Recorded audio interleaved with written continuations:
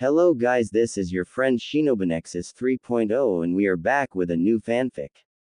What if banished Naruto became the emperor with Hinata, Hanabi, and Uchiha princess in his harem part 1? And if you enjoy this fanfic then please press the like button and subscribe to my channel for more fanfic like this. And now let's start the fanfic. Autumn had settled into the lands of the elemental nations, and yellow and red leaves were falling down within the Senju compounds, having dried out of life. And the only one to watch as they were falling was one of the few occupants of the estate and officially the last of Senju clan alive, Tsunade Senju, former 5th Hokage, or a former active Hokage as she was also known now, who sat outside, a sad and solemn look upon her face, a teacup at her side, and a photo in her hand, a photo of better times, one of the last happy times for her. On that photo was Tsunade with her apprentice Shizune, alongside with Hinata Hyuga and her little sister Hanabi and cousin Neji, flanked by his teammate Tenten and close to Konohamaru, Iruka, Kurenai and Anko, all cheering and congratulating the one and only number 1 unpredictable shinobi of Konoha, Naruto Uzumaki. It was Naruto's 14th birthday, and it was the first one that he had ever celebrated, all because Tsunade had thrown this party in his honor, deciding that the boy deserved to feel happy and loved on the day he was born. Slug Princess didn't expect this, but soon after she had become a Hokage, she grew closer and closer to the blonde boy, taking a role of a mother and caring for Naruto, as well as protecting him from this village. And it was her own initiative to let him have his birthday with the people that he considered his friends.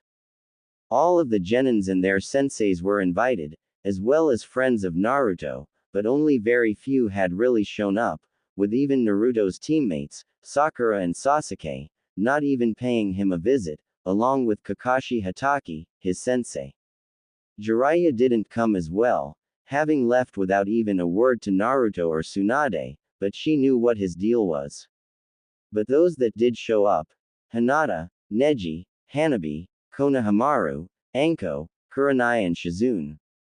They all came on their own volition, and they celebrated with Naruto his birthday, with the shy Hyuga heiress confessing her feelings for the boy, after some inspiration from Kurenai and Shizune. The look on the two's faces was priceless, and the memory of it brought a smile upon Tsunade's face. Hanabi was also very interested in the blonde, and while she was but a year younger than Hinata, clearly had good feelings for him as well, as it turned out she adored him for protecting her sister and herself once after she was bullied. Neji was indebted to Naruto for showing him a way to freedom away from fate, while Tenten had grown to be a close friend to Naruto following him saving Neji from his burden of hatred. Anko and Kurenai, while initially undecided about the boy, too had grown close to him in spare time, thinking of him as little brother, one that they like in their own way, but very much cared for. Iruka and Konohamaru both saw Naruto as nothing short of their brother, along with Shizune. It was truly a great day for Naruto, who had even let down his mask of happiness and showed his tormented, broken and vulnerable self, as he cried out of happiness for this genuine act of kindness. The village has done so many wrong things to this boy, and such act of kindness, the first ever birthday that he did not fear and wasn't forced to hide, it was something that Naruto had not expected to ever receive as a gift. Tsunade and everyone comforted him, stating that things will be getting better from that point on. Sadly, they were wrong, as things had gone to worse quickly, as Naruto, having been found guilty of charges of treason, attempted murder and more by Konoha Council, elders and even Daimyo himself, has been banished from Hai no Kuni, stripped of all his honors, ranks, property and more. And all of that simply because he had done his duty and brought back a defector of the leaf, Sasuke Uchiha, unconscious, beaten and subdued, while Naruto was barely even alive, but that didn't matter to Council and Daimyo, who overruled Tsunade, Hyuga clan and some other minor clans that stood by Naruto. No, they wanted him gone at all costs, and merely were merciful enough as to let him live. On the same day as he was released from the hospital, Naruto had left the leaf, taking only what little Tsunade could give him to get by in the world: money, food, cloths, some scrolls. He was quickly followed by those few who had become his true real friends: Hinata, Hanabi, Neji, Tenten and Konohamaru, who had chosen to stand by their true friend instead of following the village that honors traitors instead of loyal shinobi. Uruka, Kurenai and Anko were also compelled to follow them, but had chosen to remain in Konoha, bound by loyalty to it, but now with a great sadness and dull pain in hearts. That was 6 years ago, and no word had come about them in all this time, no rumor or anything, as if they had disappeared and left a great sadness for Tsunade and those few that cherished them. And in these 6 years, many things have changed and some even returned from the shadows of the past. Fourth Hokage, Minato Namikaze, the yellow flash of the leaf, and his wife, Kushina Uzumaki, had reemerged after 14 years since their supposed death, alongside their daughter Narumi, a twin sister of Naruto and Kushina's mini-clone, and son Menma, both twins of Naruto and true holders of Kyuubi's power. Turns out, their deaths had been carefully orchestrated and the family had went on into hiding, as Minato and Kushina, along with their children holding halves of Kyuubi's power, were prime targets for the man that had unleashed Kyuubi upon Konoha in the first place, and it was clear he wasn't going to rest until he had gotten his hands upon it. Feeling threatened and in danger, Minato made a hard choice with his wife: go into hiding with their children, to train them in controlling the power of Kyuubi, but as to lied everyone that they were gone, they left Naruto in Konoha, who held the soul of Kyuubi and very little of its true power. The few that knew of this, Sarutobi Hiruzen, elders, council of Konoha, Jiraiya and some others, they swore never to reveal this, even to Tsunade. The day when they all had returned, Konoha celebrated like never before, while Tsunade was furious, livid, and completely mad with anger. Now she understood why Naruto was so poorly cared. Why did council disposed of him, holder of Kyuubi? He was merely a tool, a decoy that had played its part and was disposed of, no longer of any use to Konoha. And his so-called parents were completely fine with that, having long made peace with sacrificing their child for their own good, even if they appeared to be saddened that Naruto was no longer in Konoha, but not even remotely remorseful.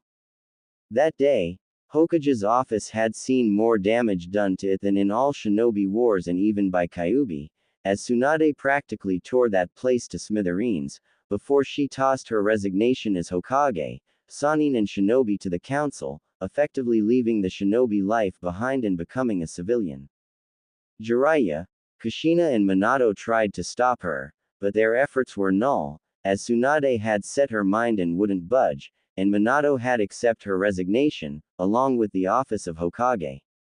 And ever since that day, Tsunade watched from the sidelines as Konoha celebrated and praised the hero children of Namikaze and Uzumaki, along with forgetting of Naruto Uzumaki completely. Konoha's youth gradually became Chunins and Jonins, with Sasuke Uchiha being now married to Minato's daughter Narumi, who was instantly charmed by this brooding emo, along with Sakura Haruno in the attempt of restoring clan Uchiha. Menma was soon also married to Ino Yamanaka and a granddaughter of Councillor Kaharu.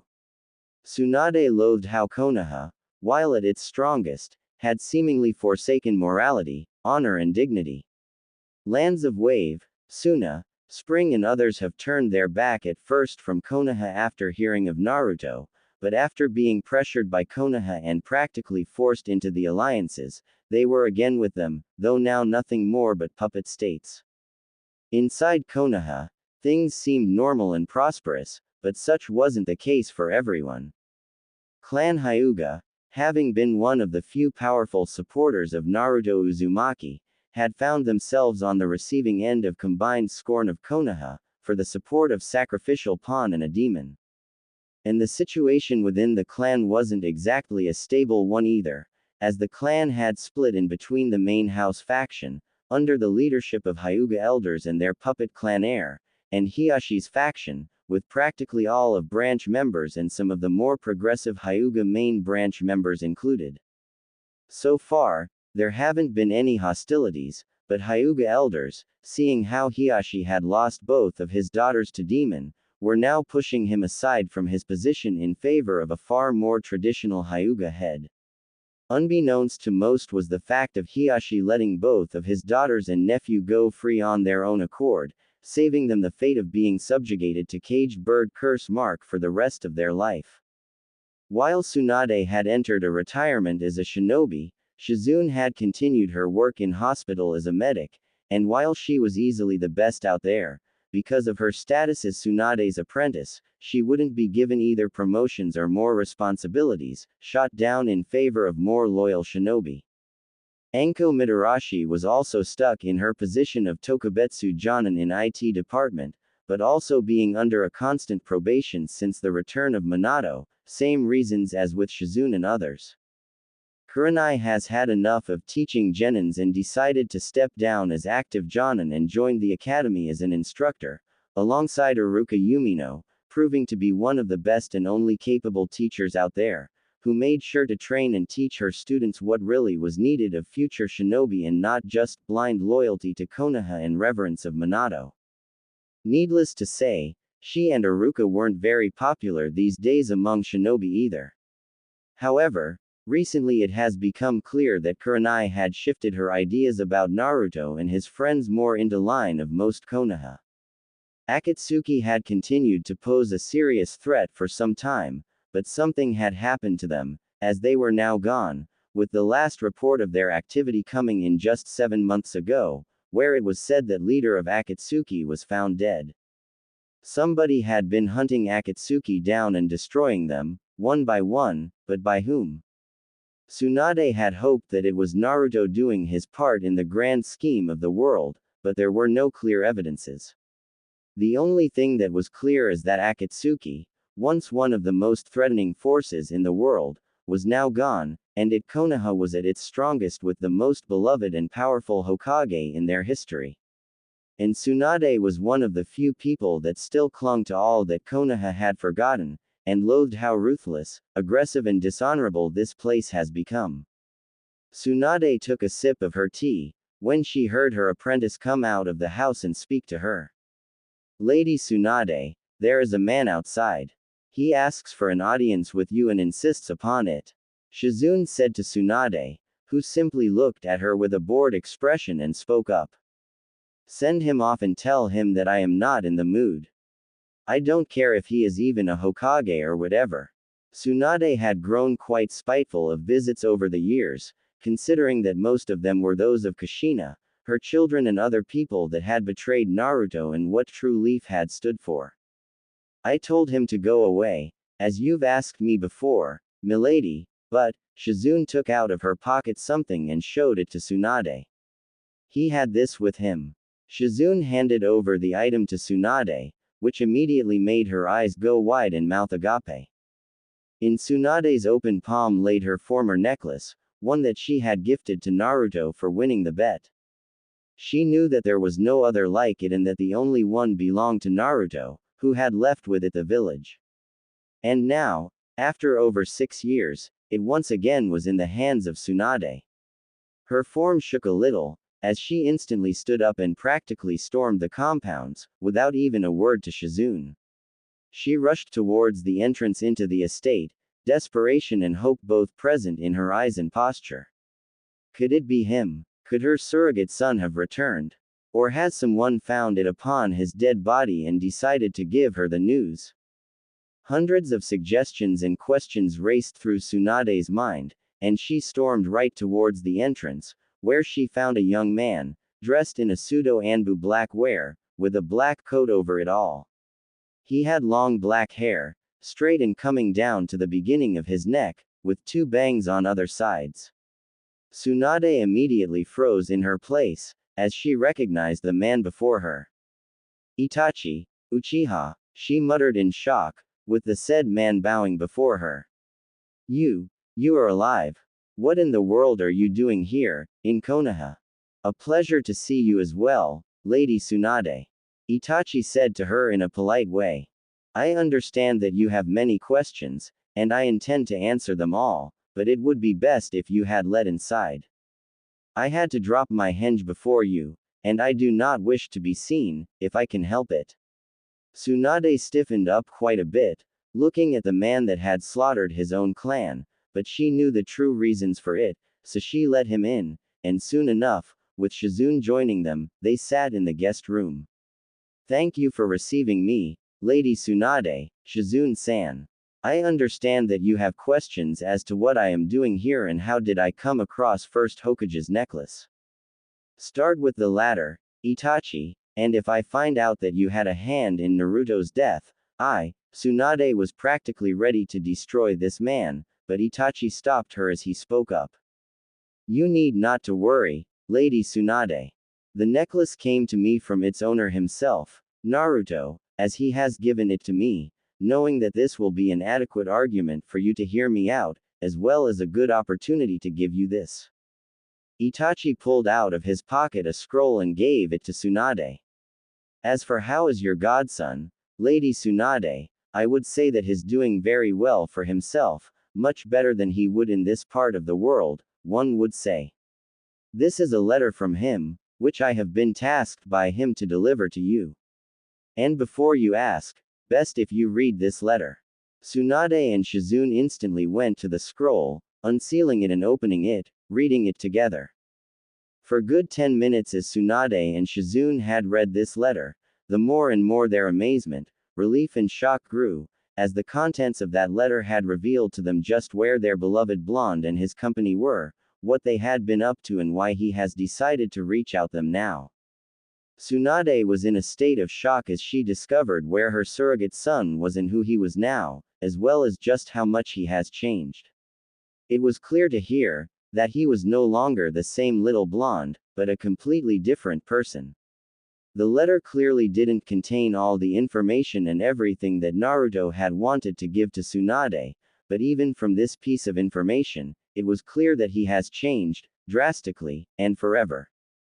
As Shizune and Tsunade had read through and through this letter, they looked up at Itachi, now understanding as to why he was tasked by Naruto of all people to deliver this message. Former Sannin spoke up to him. So, the man that has been reported dead for 6 years was out in the western continent all this time, Tsunade chuckled at this one. There were reports that you and your partner Kisame had met your end at the hands of Iwa's Anbu, with a dozen shinobi falling dead before you and your partner were killed. Those Anbu were present at the moment I have decided to shift my allegiances, since I needed to make it look believable. Itachi simply stated mysteriously. My time with the Akatsuki was up and I could see that any longer would only be to my detriment, and considering how Konoha has dealt with my clan and how Sasuke has turned out, I decided to follow along with your godson to the west, where he and others decided to start anew, completely. And, in my personal opinion, he has done extremely well for himself and the West, or Eriador, as it is known to them, actually. I'll say, Tsunade said in a bit of shocked voice, reeling with all the new information she and Shizune had learned. All this time, all these years, I had thought that he was somewhere out there, alive. I knew in my heart of hearts, but I didn't expect that he would end up out there in the West, the place that even Rakudo Sennin hadn't dared to venture to. They say that place is a completely different world to elemental nations, and that people there do not even hold chakra there or that monsters populate it. Many of stories are exaggerated to the point of absurdity, while many others hold only bits of truth. But a complete truth, the truth of that place is that Eriador is at least 7 times the size of this continent, and that it is populated by many, many peoples, and not just humans. That piqued the interest of Tsunade and Shizune when Itachi spoke of it. I once thought that world was still a very much unexplored place, but when I and others had gotten there, I understood just how right I truly was. Eriador is the land that is as alien and foreign from elemental nations as it was once hostile and violent. I am sure that you remember that the age of Sengoku had ended not even a century ago and how devastating it was. Yes, it had ravaged lands and countries in its wake, hundreds of clans battling each other just to see who is stronger. Tsunade had stated. And this Eriador is no different.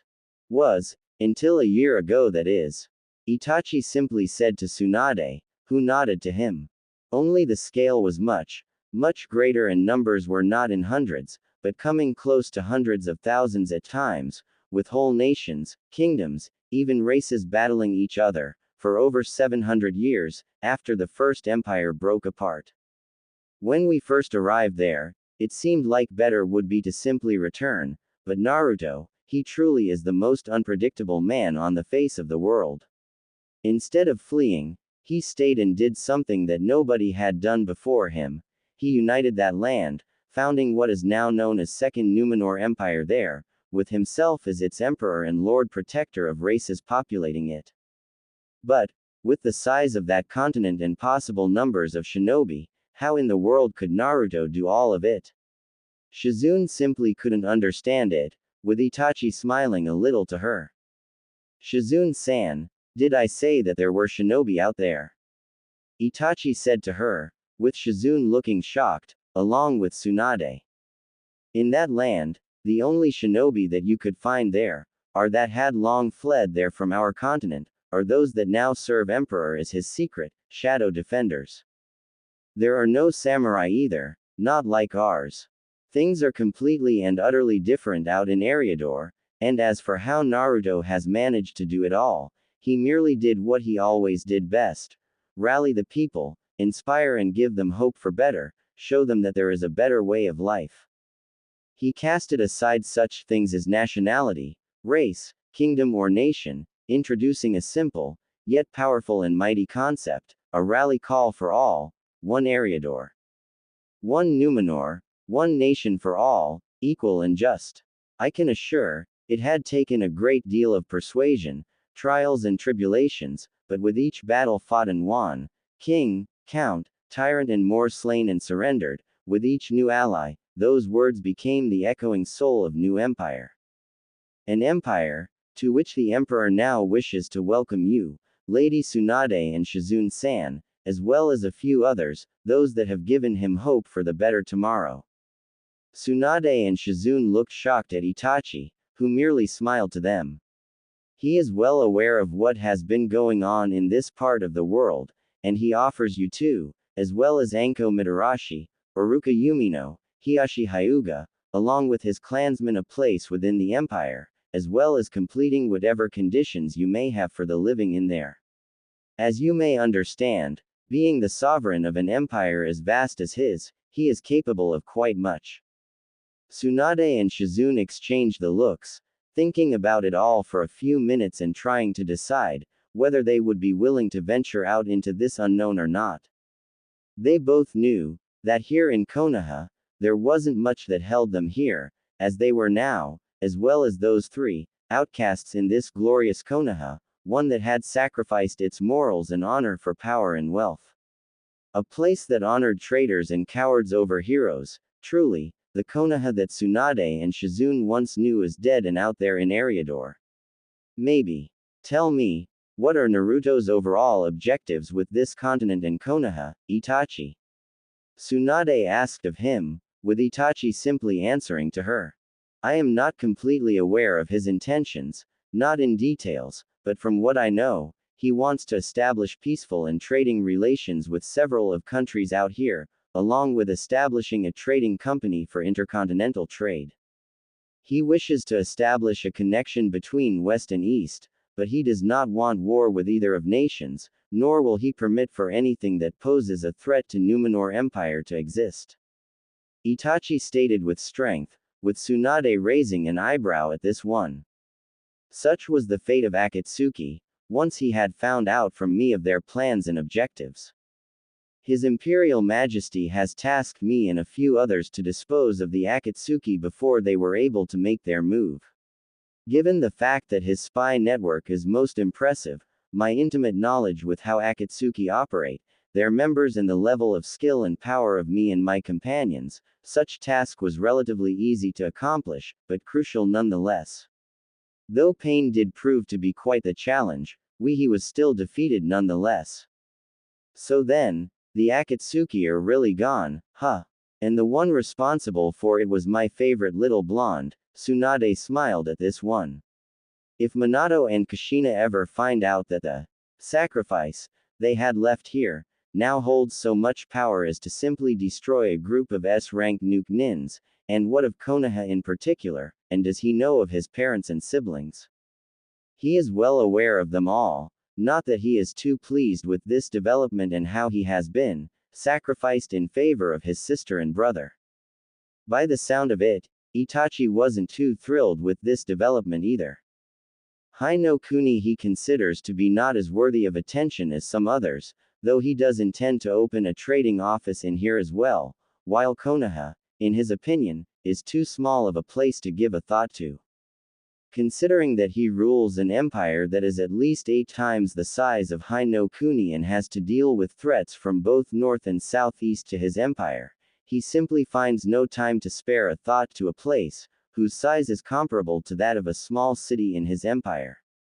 However, in my personal opinion, he won't be making any alliances and friends in here, considering the reports about Konoha's recent aggressive and expansionistic tendencies. Reports about Konoha's political and militaristic subjugations of Wind, Spring, Wave and Tea are quite unsettling to say the least.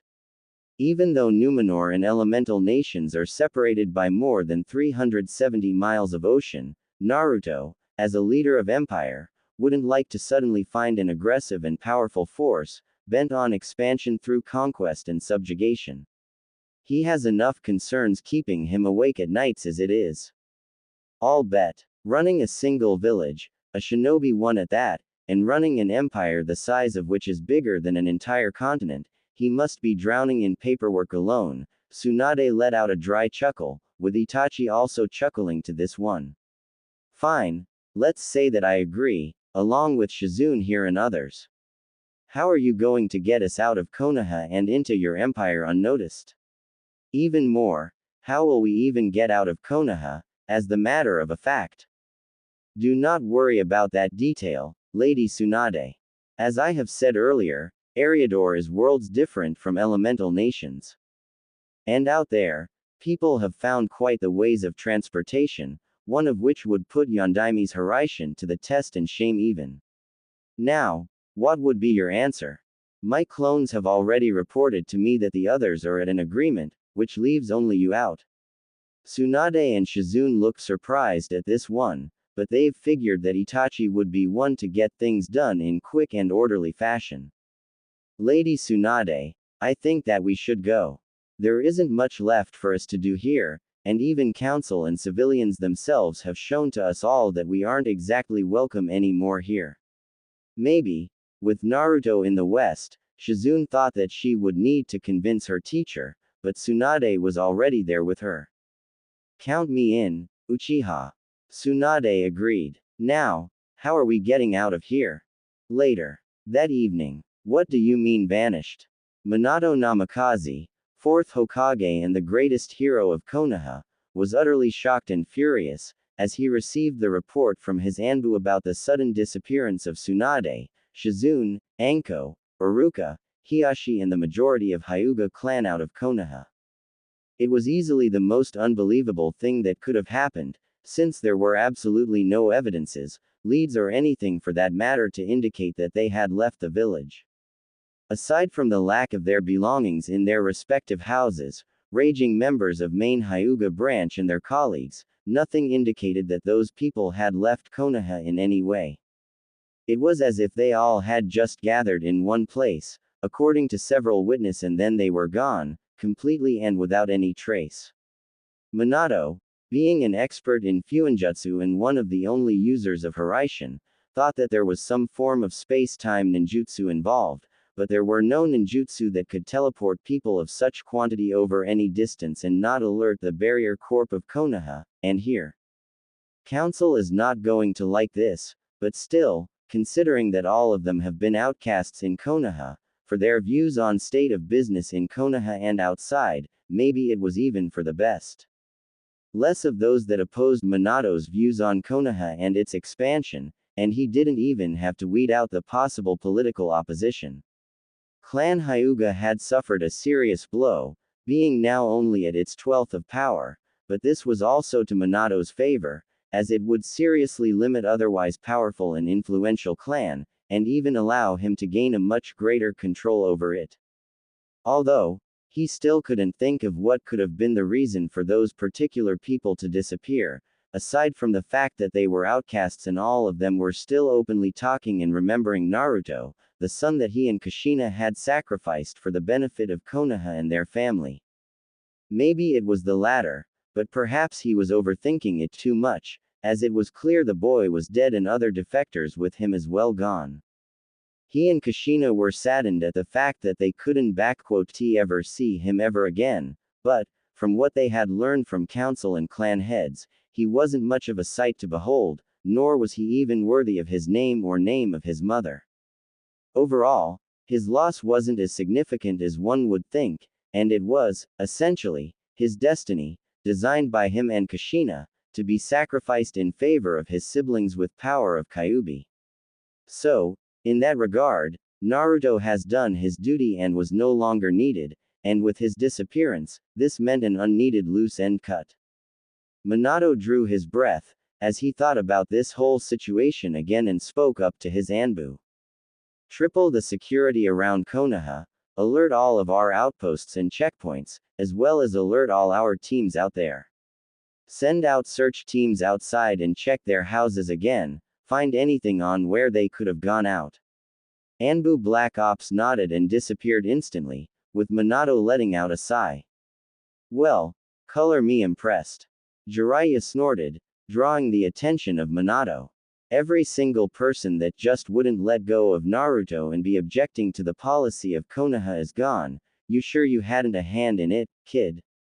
You know as well as I do that I had nothing to do with this, sensei, but still, to be able to get out of our village like that, simply vanish in such large quantity from Senju compounds, is something that not even Hiraishin wouldn't be able to accomplish. Have you found anything there? Minato asked of him, with Jiraiya shaking his head at this one. Nope, not a single clue or anything. All I know is that before their disappearance, Hiyashi received a visitor, but nobody knows who that was and there was no luck in finding him either. All that we have is that everyone who wasn't on board with you and the rest of Konoha are gone, poof and nothing. Jiraiya simply stated to Minato. And as for Akatsuki, then I can only confirm what everyone is thinking. They are gone, dead and killed by someone who had hunted them down. Some of my sources pointed out that some men and women were searching for them, but nothing too surprising here, considering that pretty much everyone hated them for one reason or another. If anything, it would seem that threats to both Narumi and Menma are gone, as well as other Jinchuriki. And it doesn't seem to be the work of any other hidden villages. I'll keep an eye out if something comes up, but other than that, I would say that Konoha is in the best position ever. Yes, it seems that way. Minato agreed. Now all that we need to do is keep the hold over other lands and get rid of Orochimaru for good. By the way, how are things with Kiri, any progress? Not much has changed there, kid, but it does seem like rebels are going to win for sure. Jiraiya stated to Minato, who nodded to him. Perhaps, now's the best time to expand the will of fire upon the Mizu no Kuni. Maybe, thought it would be best to first consult Daimyo and inform him of this window of opportunity. Plus give him time to select a proper candidate for the position of Mizu Daimyo. Minato chuckled a little, standing up and looking out at Konoha from the window. Looks like the prophecy is sure to come true soon enough. Eternal peace under Konoha's rule, with Menma's and Narumi's children to live in there and rule it. Yeah, kid, it sure is going to come sooner than later. Well, I'll be off now. Time to see what nice material I can get in hot springs. And with that, Jiraiya had disappeared from the office, leaving Minato to his own thoughts. First, second and third Hokage, I hope that you are watching over me and Konoha right now. Soon enough, the will of fire will become dominant in the elemental nations, and once all that had defied it have embraced it, nothing will stop the shinobi from truly taking over the control and command of a unified land. A single nation under a single cage, without any daimyo to pull the strings, a true peace. Minato smiled to this thought, the thought of a world where shinobi were truly in power, with will of fire connecting them all together. It will be a glorious sight to behold once it came to fruition. 4 years later. The Sea Rider. Southern shores of Second Numenor Empire. 4 years have passed since the day when all of Minato's opposition has vanished from Konoha and elemental nations, and these 4 years have seen the rise in power of Konoha, but also a sudden unification of old enemies of theirs.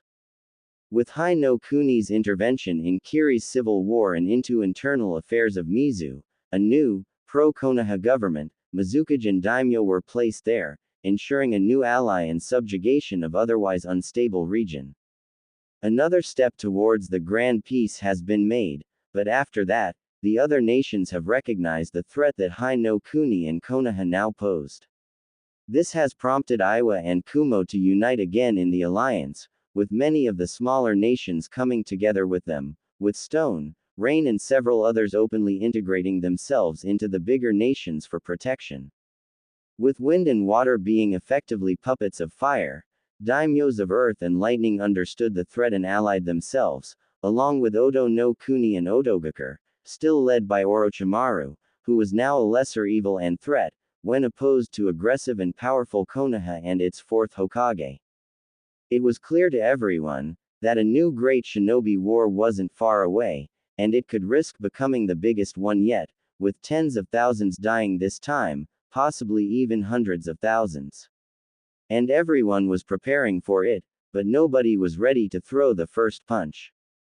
And as if the stroke of fate itself, a great famine had hit the elemental nations, sweeping through the countries and leaving entire nations without food and starving, lasting for 2 years.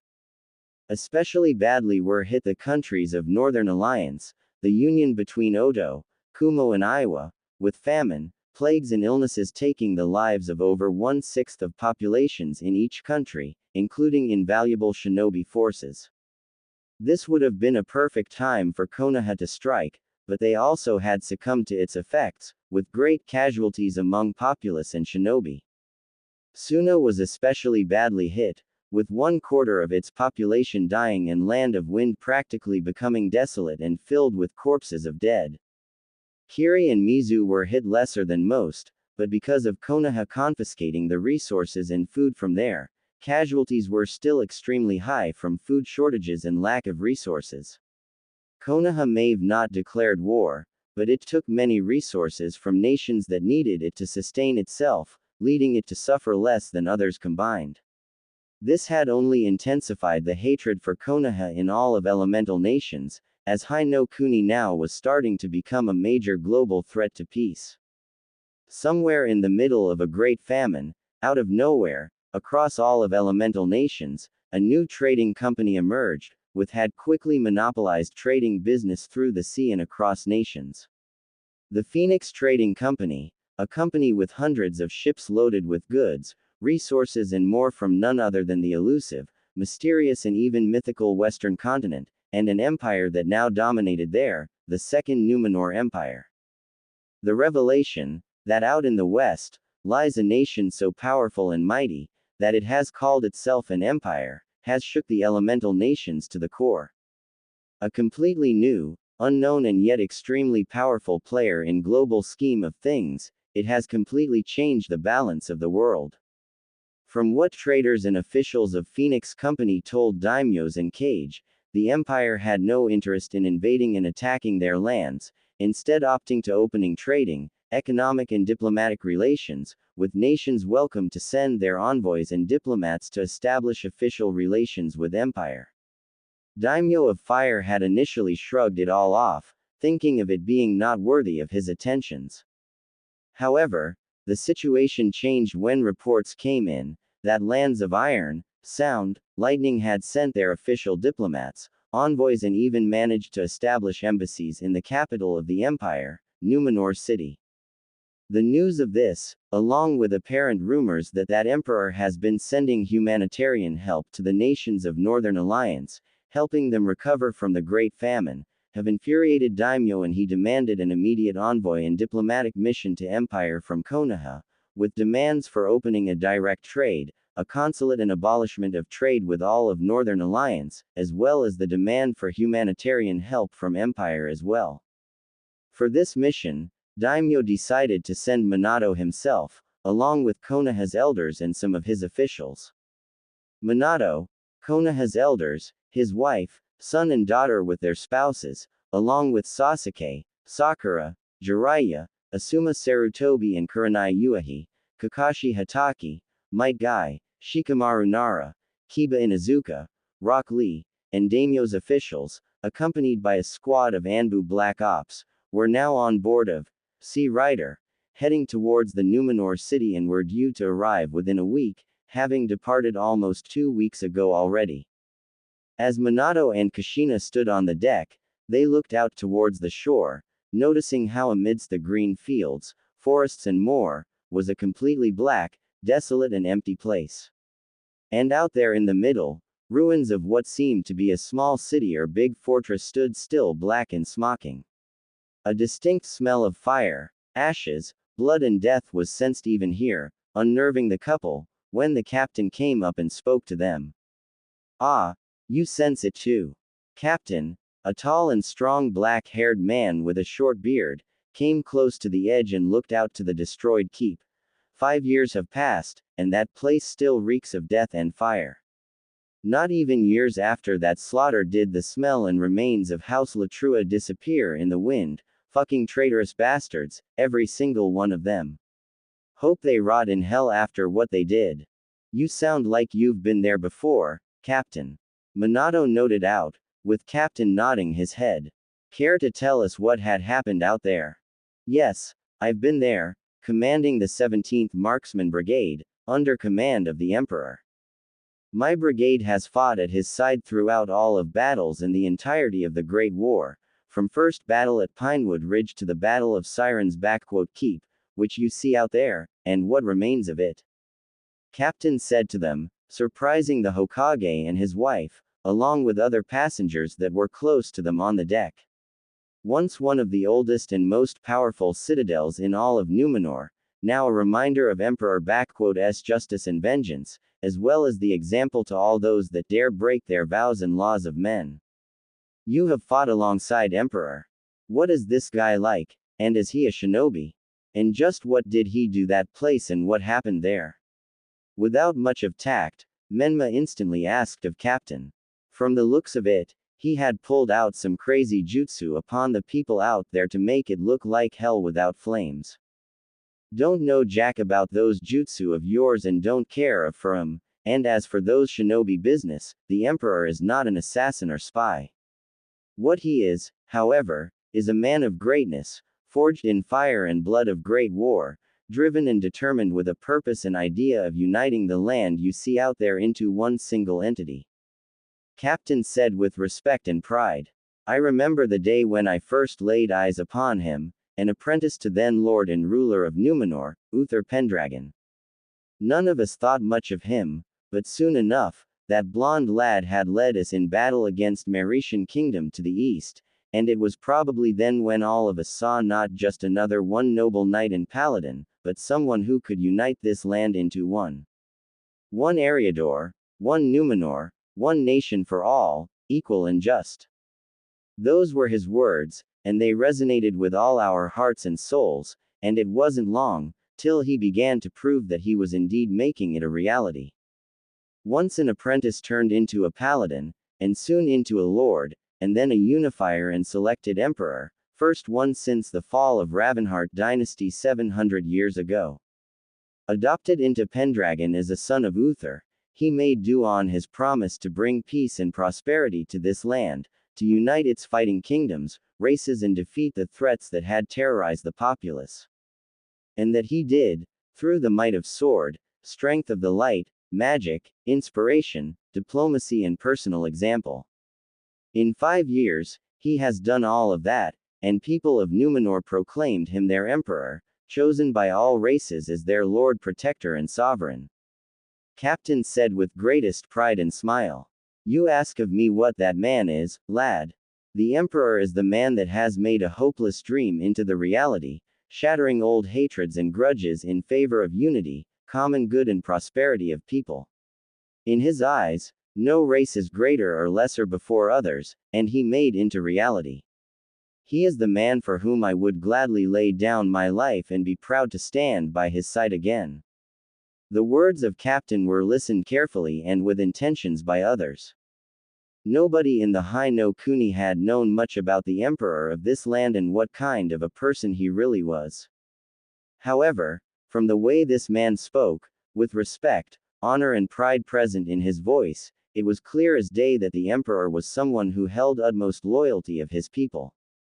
A powerful warrior and paladin, whatever that meant, as well as a military and political genius, to have been able to unite this enormous land under his rule, if Konoha were to secure not just a trading treaty, but an alliance with him, get his armies and fleets for themselves, then elemental nations would fall without any chance before Minato and Konoha. How old would this emperor actually be, if you do not mind telling us? Koharu asked of him. From what we heard, he is pretty young, younger than our daimyo and Hokage. And what had actually happened there? The emperor is around 25 years old by now, and even though he is young, he is a bloody great man. Captain looked towards the ruins of a keep again. And as for Siren's Keep, House of Latrua was one of the few remaining independent houses to join the empire, and they had sent a message that they are willing to accept an envoy and emperor's official diplomat to sign the Treaty of Unity. When the envoy had arrived, with them was one of emperor's most trusted persons. His first consort and wife, a kind, gentle and good woman.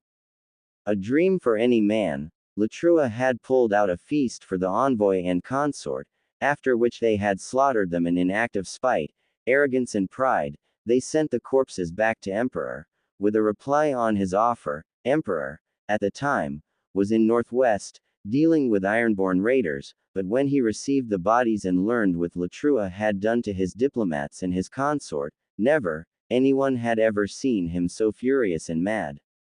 A fury that eclipsed even the anger of dragons. Captain recalled the moment. Within a fortnight, he marched to the Siren-S keep, bringing with him the full might and armies of the empire, over 300,000 men, women, warriors, paladins, knights, mages, even dragons. All of that might against some 30,000 peasant soldiers and 4,000 knights. The emperor offered the peasants to lay down their arms and knights to surrender, which they all did, but to Latrua he offered no surrender or capitulation. They had violated sacred laws of hospitality, honor and had killed his wife and consort. He gave us all a simple, yet clear order: destroy them. And that we did. Wait, you mean that your emperor commands literal dragons? Like those flying giant green snakes and everything? You've got to be shitting us here, old man.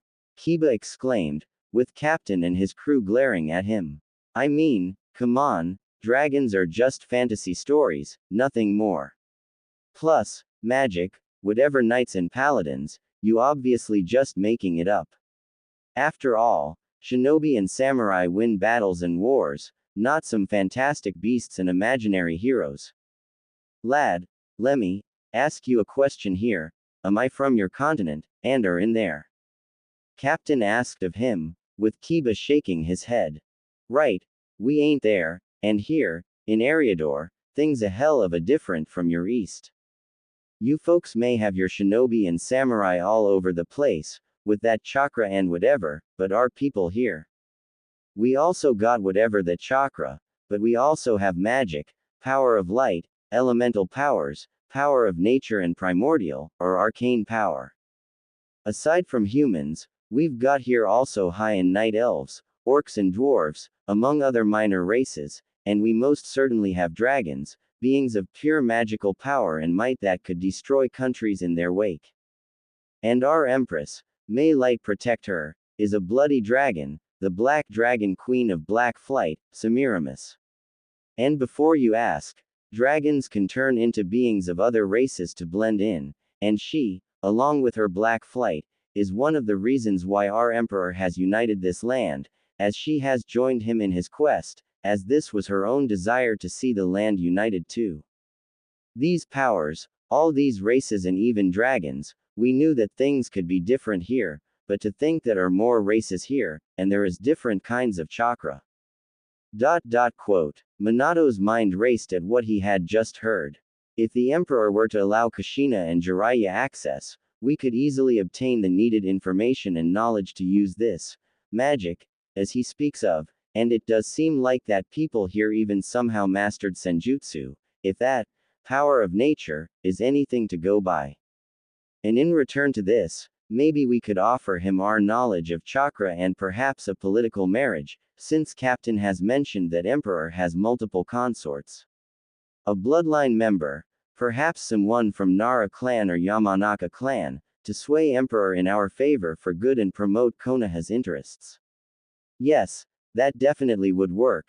So, these lands hold a great variety of sources of power and even dragons, all of this must belong to Konoha and put to use for it.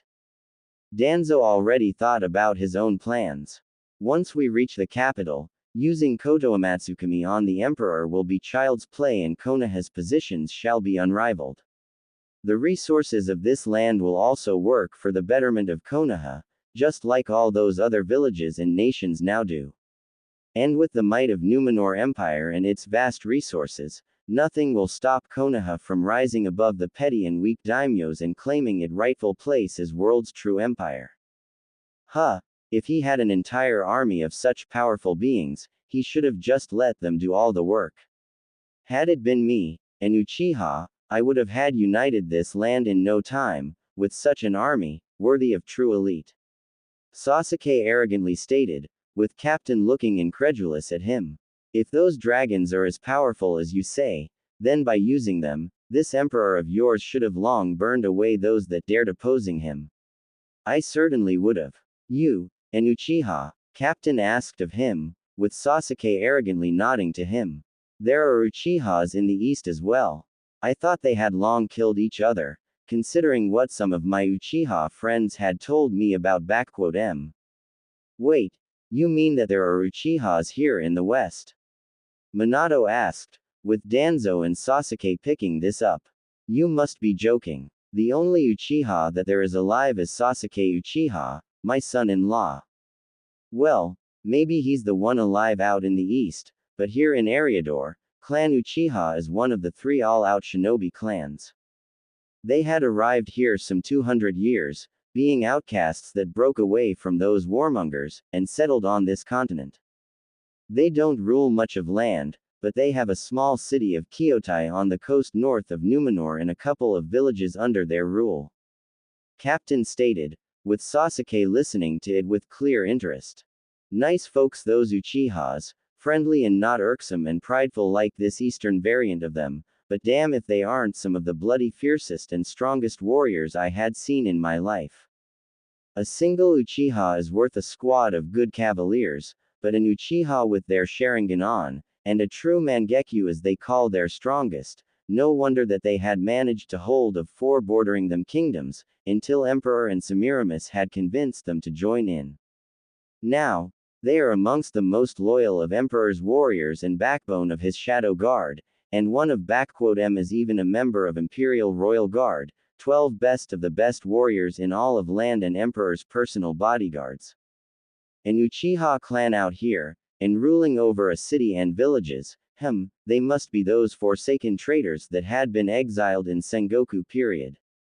Sasuke recalled with arrogance. No matter. Those weaklings are no true Uchiha elite like I am, but even so, they may be useful. They must be reminded who is their true leader and whom they must serve. Sasuke already was picturing himself a loyal and obedient army of Sharingan users, with him in the lead, as he spoke up. Those Uchihas you speak of are but a filth and dirt, when compared to the true elite like me, man. They had been exiled so that they may not weaken my clan with their fickleness and misery. Uchihas out here in the west, and possibly with eternal Mangekyo Sharingan in great numbers. Such power must belong in Konoha, not some backwater empire like that. Perhaps it is time for the stray dogs to return home. Danzo thought to himself, already making plans on using these new Uchihas for himself. You know, lad, I've seen M in battle, and I can tell that even one without a Sharingan, LL tear you a new one, and their head, Makoto Uchiha, is amongst the most powerful men in Eriador, known as Wraith of Numenor. Even Emperor himself hasn't been able to defeat him in a duel, and that man has defeated some of the strongest creatures and people I know of. Captain said with disdain to Sasuke, who only seemed to be getting more arrogant by the minute. And as for that keep, that was the only time Emperor had unleashed dragons in open battle, since before they only were protecting borders of their own nesting places in Numenor, but here, Semiramis herself led the attack and she along with 10 more dragons had burned to the ground that keep, with the entire house of nobles in there. After it was over, Emperor ordered to burn the land that belonged to those people, salted and drain the wells, rivers and lakes out there as well, with all the forest being cut down. This was as how he dealt with traitors and those that dared to betray his trust. Captain turned to the stunned public. The Emperor may wish and do only best for Numenor and all its people and races, but that doesn't mean he is weak or indecisive. Betray his trust, hurt those that he cares for, or threaten the people of his land, and nothing will stop him from making those that dared to do it pay with their lives. Keep that in mind, Konoha people, since he has long heard of you and knows what and who you are to him. From the way this guy speaks, sounds to me like those dragons are pretty much like Biju, but only far more numerous and intelligent, and their strongest is the Empress. If they were capable of leveling that place uninhabitable in number just 11 dragons, and there are possibly more of them, then it is obvious that angering Emperor is the last thing to do. Shikamaru has made conclusions in his mind about it all. Still, a separate Uchiha clan out here, with their own lands and serving to Emperor, Sasuke will no doubt try to show off his authority to them, and Hokage might even try convincing them to return to Konoha, but I highly doubt that they'll want to go back to elemental nations at this point. After all, here they have like a small country of their own, and there, man, even though this is troublesome, come to think of it, the noble clans of Konoha aren't even half as revered and politically powerful as the noble clans in capital, makes you wonder of a few things. Uchiha clan of the West, and possibly with members holding Mangekyo Sharingan. I recall reading of exiles from Uchiha clan that disappeared, but now it seems they've been doing quite well for themselves here. With the Sasuke now the only Uchiha in Konoha, convincing even a portion of these Uchihas of West to come home to Konoha could prove to be another turning point in Konoha's path to victory. Minato was already seeing an opportunity of having more Uchihas in Konoha, fighting for the will of fire. You've said that Uchihas were one of the shinobi clans out there, what are the other two? Council Homura asked of Captain. Oh, the other two.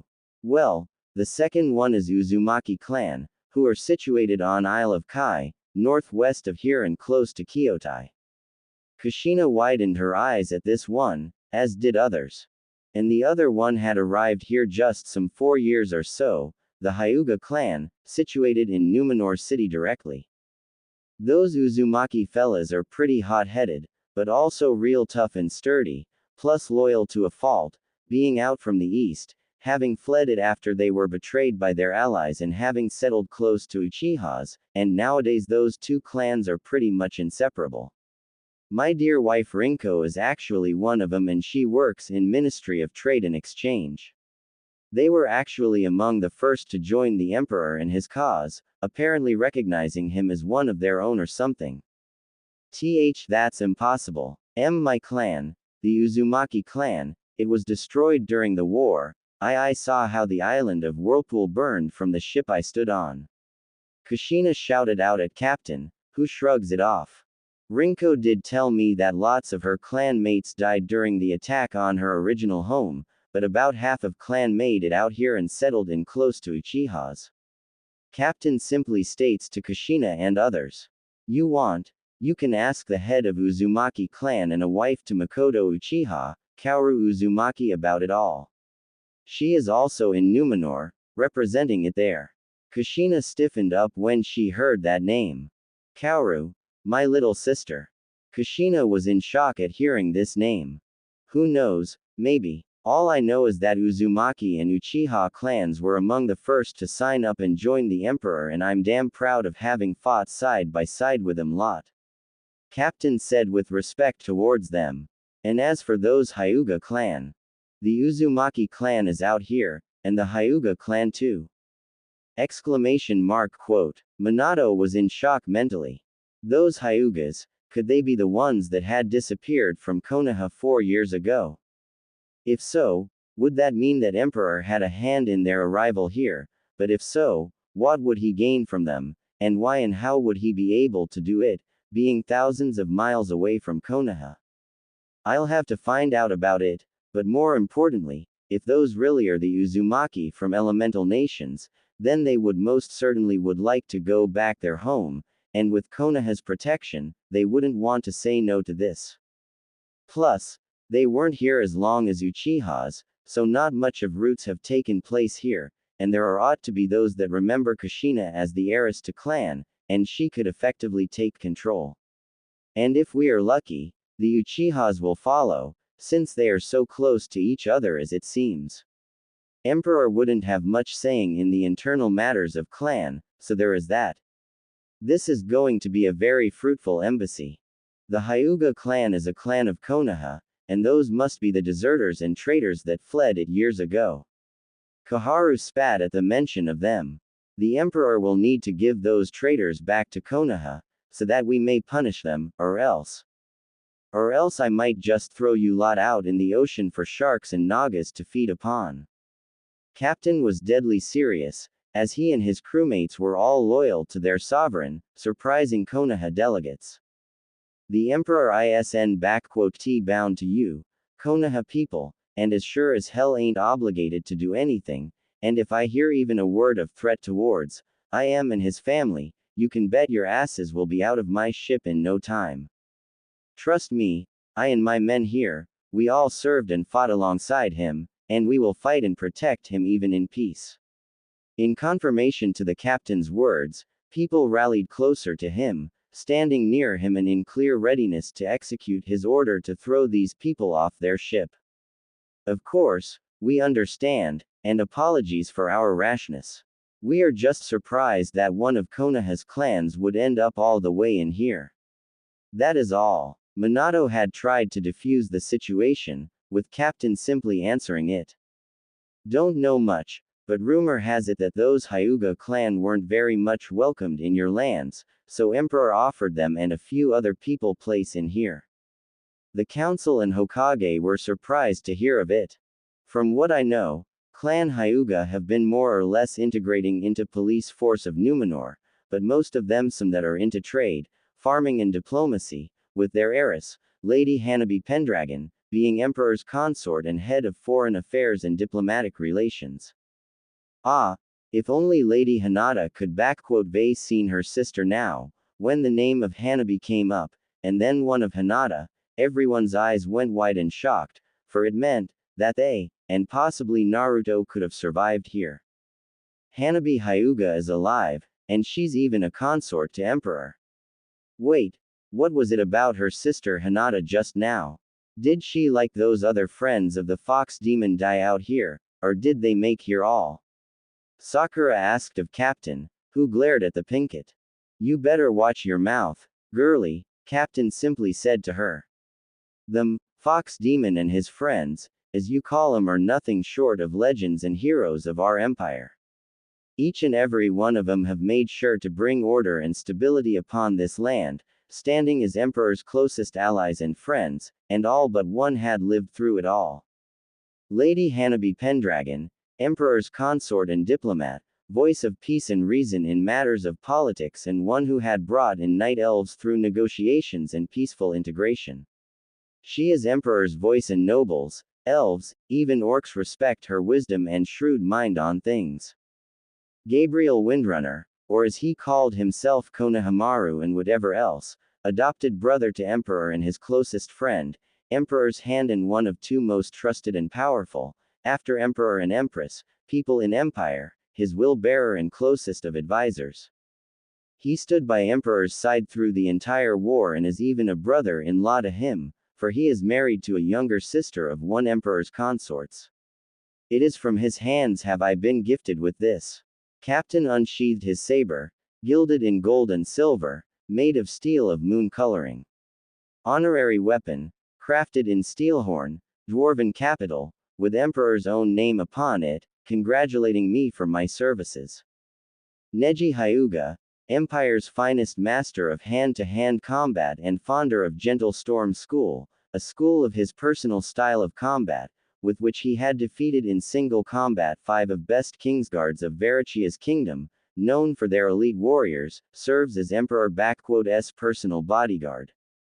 Lady Tenten Hyuga, wife to Neji Hyuga and Empress personal guard and mistress of 100 weapons, who single-handedly dealt a killing blow to a chieftain of Aben Axe Orcs, stands as Empress personal guard.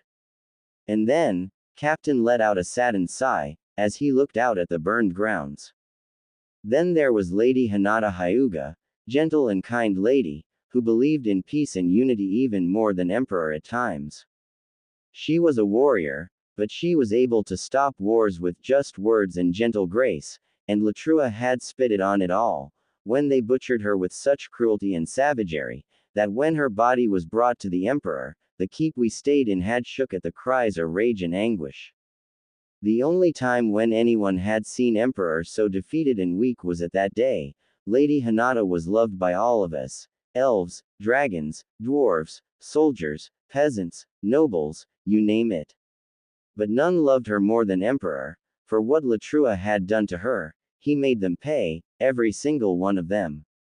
Captain again turned to the people around him and spoke up. Before ya all ask, everyone in here and there on continent have heard their tale and how they left the east, alongside the so-called fox demon you call him. So a word of advice. You try and insult them or the man they followed, be ready to pay with your lives for this. They are legends, heroes and have earned the love of this land and its people, and none more so than Naruto Uzumaki. Captain saw deep surprise upon the faces of Konoha shinobi and counselors at a mention of this name. I think I'm done talking. Time to check up on the maps. Wait. Just tell us, is our son, I mean Naruto, okay? Kushina asked of him, with Narumi and Menma, who didn't even consider their long-lost sibling for a brother, wondered why she even bothered. You speak so highly of his friends, but what of him? Him. Oh, he is well, I assure you, and he has played the most crucial role in all of this. Without him, there wouldn't be an emperor or the empire to begin with.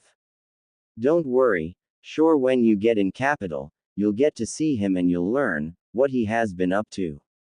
Captain simply stated in a mysterious manner, returning to his quarters, while everyone had their own thoughts about it all. Naruto is still alive, and it appears like he is Emperor's most trusted man, alongside Hiruzen's grandson, or however he calls himself. He may have left the shinobi world, but like Sensei likes to say, you can't take a shinobi out of a man. Minato simply thought as he was calculating what he would do. With Naruto and his friends so close to seats of power, it would be easy for them to convince the Emperor and Empress of what needs to be done for the good of Konoha. All I need to do is show Naruto that his family is ready accept him, so I'll need to talk to him. He may be a little mad, but he is sure to listen and understand what is best for his family, him and everyone. And if he is close to Uzumaki and Uchiha's there, then all the more reason for him to get back to Konoha. My son, even though your services for Konoha were no longer in need, you still can bring what is best for Konoha out of this situation. Perhaps there was more to you than I originally thought, beyond of your initial destiny. Naruto, Kaoru, my clan, my family is still alive and is out here, in the west. Kushina thought to herself. All this time they were here, on foreign land and away from their true home, Don't worry, my son, sister, once I'm there, I'll beat that emperor to a pulp, but I will get you and our clan back home, Databane.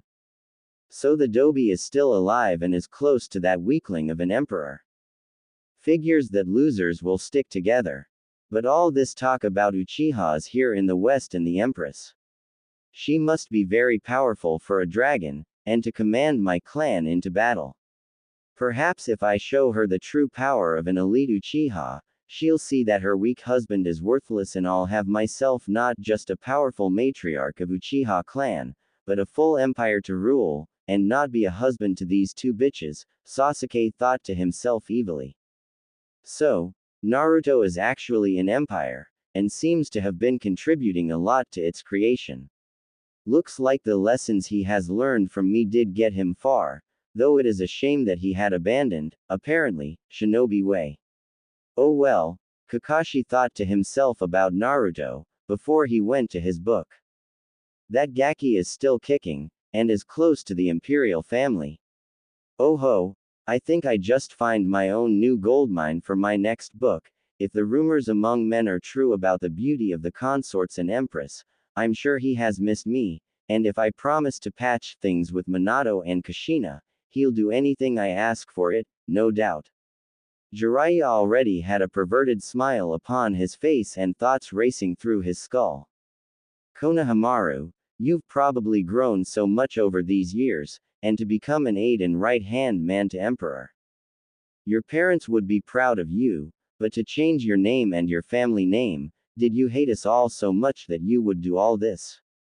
Foolish boy, it was all done for the betterment of Konoha, and you've turned your back to it all, even smirching yourself with this name Gabriel.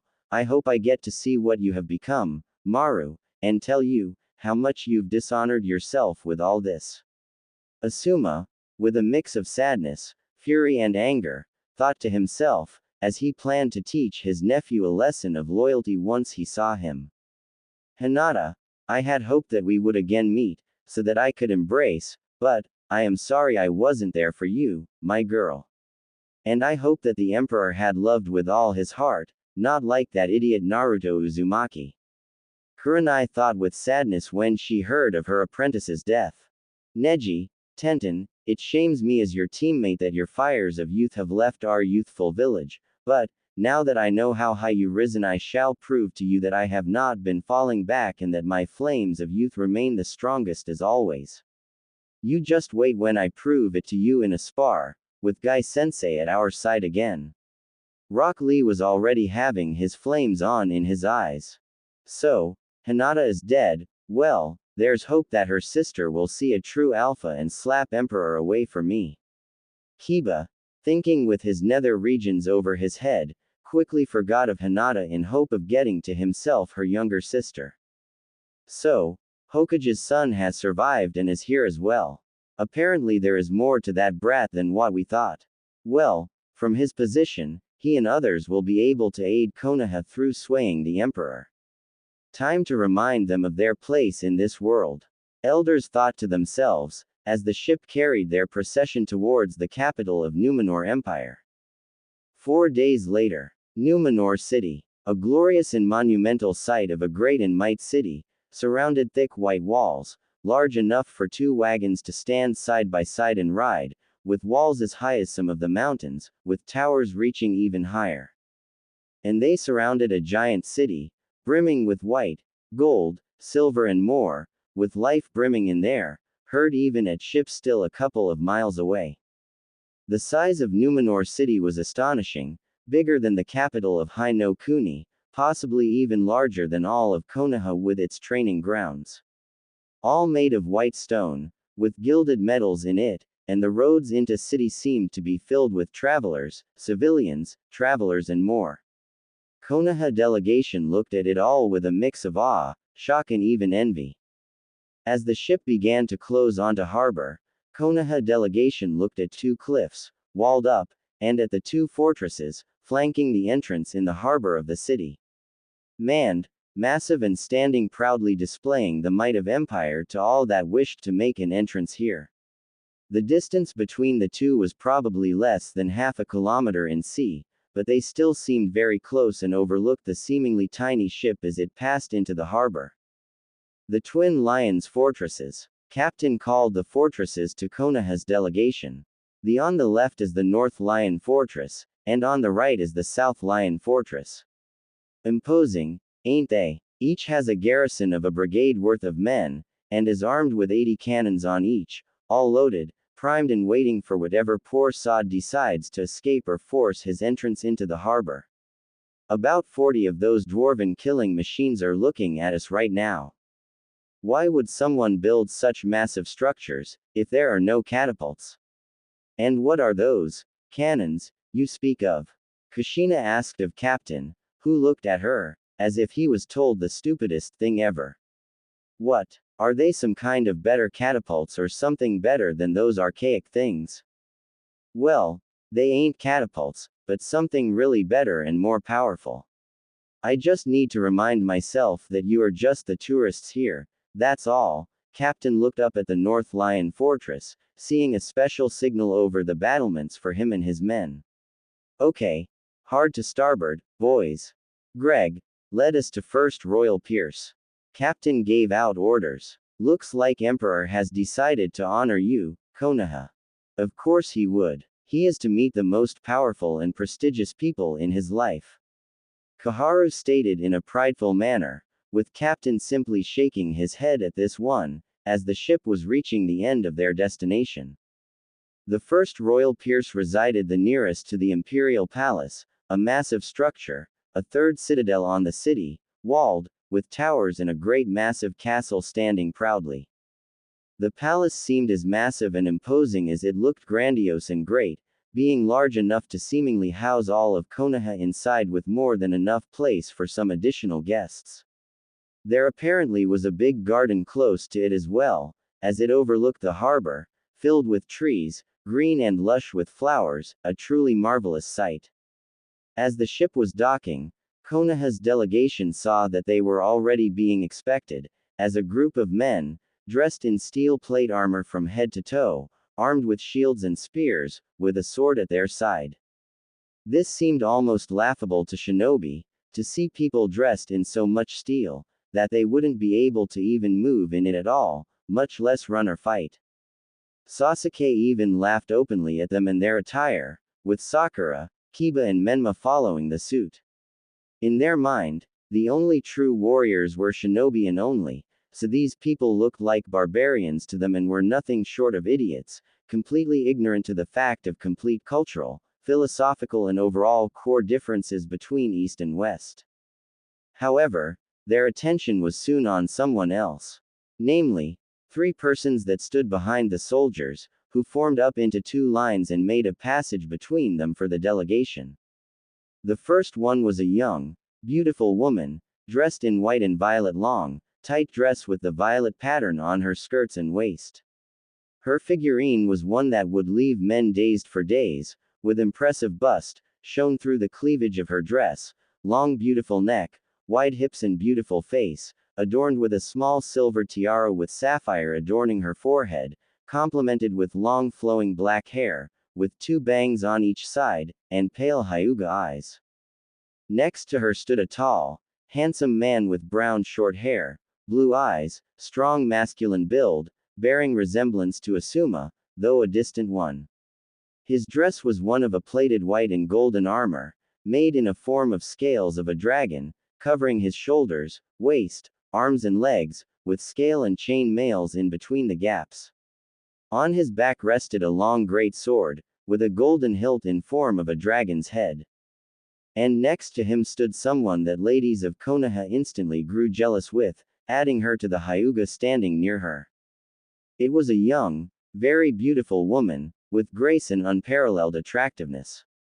Dressed in leather and chainmail armor, with a tabard over her waist, she still drew in envious sights, as her face was without any defect, with unnaturally blue eyes, long, as if whiskers of a cat, brows, and long, pointy ears. She, as they all recalled from descriptions of Captain, was a high elf, and apparently a warrior, with 2 short swords on her hips and bow in her hand with arrows in a quiver. As Konoha's delegation disembarked and came close to the three, they bowed lightly to them, before a Hyuga girl spoke to them. Lord Hokage, ambassadors, honorable guests from Konoha, their imperial majesties welcome you to Numenor City and our empire. I am Hanabi Pendragon, imperial head diplomat and ambassador, lady consort and their majesties' personal representative in foreign lands. Hanabi introduced herself with grace and respect, hiding away her personal feelings so well that none could tell.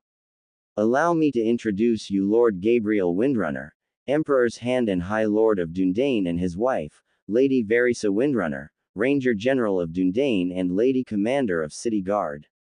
Said persons nodded, with Asuma not managing to hold it in him and speak up.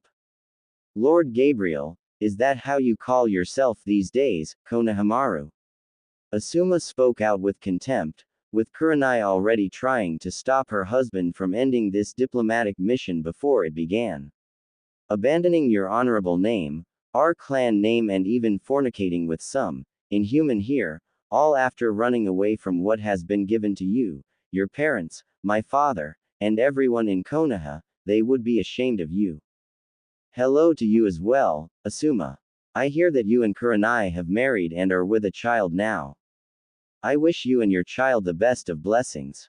Konohamaru. No, Gabriel replied politely with a strong and powerful voice, seemingly not even fazed by the insults towards him and his wife. However, Asuma, do recall that you stand on a foreign land, and you just had the gall to insult not just an honorable woman, but a decorated war hero, one of the great heroines of Empire, and my wife. Considering that you are new here, I will allow this to slide, but apologies are most certainly in order. With each word, Gabriel's voice grew in power and strength, and by the end even Minato and Jiraiya almost shook at instant fear. Asuma Sarutobi, please keep in mind that unlike in elemental nations, Eriador is populated by more than just human race. And within Numenor Empire, insults and violence of racial and national nature are prohibited and punishable. Hanabi took word, making a point before Konoha. If the offended party wishes, you shall be incarcerated and trialed. You may be a part of diplomatic envoy, but you are neither a member of foreign government, participant in negotiations from your daimyo, nor you are a persona with special privileges, so you are granted no diplomatic immunity. Therefore once you are arrested, there will be trialed, I assure you. Asuma, please do not harden our work here and apologize. Minato commanded, with Asuma, growling, spoke up. I apologize for my earlier words, Lady Verisa. I have not assumed that there were other races, aside the human ones. Asuma grumbled out, with Verisa accepting it. I accept your apologies on my behalf, Asuma Sarutobi, but I would watch your mouth, if I were you. You will find that Emperor and Empire as a whole holds no kindness towards, narrow-minded and ill-mouthed. Verisa said in an insulted and cold manner. Should I find you insulting my husband one more time, guards and shackles shall become the least of your concerns. And for your information, insulting hand of the Emperor is equal to insulting Emperor himself.